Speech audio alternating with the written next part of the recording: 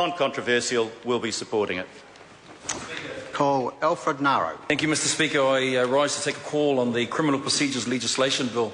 The last Speaker, the Honourable Mr Phil Goff, ended his speech with the words, "changes nothing, does nothing," and in some ways he talked about us being a shambles, rushed legislation. Well, Mr Speaker, I just need to remind him that the crime rate in New Zealand is at a 30-year low. You won't hear him say that. An average 15% reduction across all crime over recent years since we have come into office. Those sorts of statistics he does not choose to share and to talk about, but the general public has confidence now because they're seeing that there is safety for the concerns that they have had in our communities. Mr Speaker, the issue around the Criminal Procedures Legislation Bill is dealing with some of the problems that many stakeholders are concerned about over a number of years, in fact over 20 years, and they've summarised them in a number of ways, and people have talked about them, and we're just reasserting them in a sense of there have been excessive delays, and National believes that, and it was talked about, that justice delayed is justice denied, and this bill will ensure that timely justice is delivered for victims, witnesses, defendants and the community. And I know that that's some of the issues that we're wanting to put forward, Mr Speaker. Excessive complexity.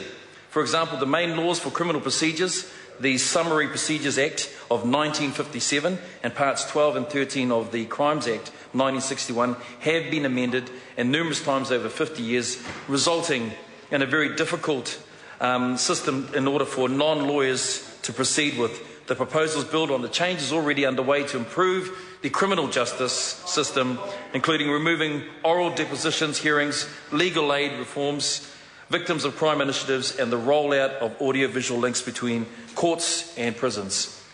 The other challenge that is in the system at present, Mr Speaker, is the outdated legislative framework.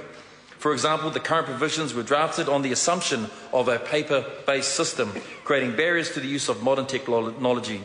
Over the last 10 to 20 years, the law relating to criminal procedures has attracted increasing criticism. The principal statutes governing criminal procedures are out of date and inflexible.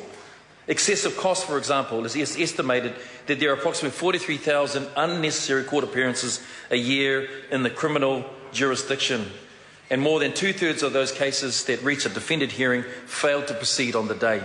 We cannot continue to mask the delays and inefficiencies in criminal procedures by simply building more courthouses and appointing more judges. So reforming criminal procedure makes the justice system more responsive to the needs of victims and witnesses. I commend this bill to the House. I call Andrew Little. Thank you, Mr Speaker. It's a pleasure to rise and take a call on the criminal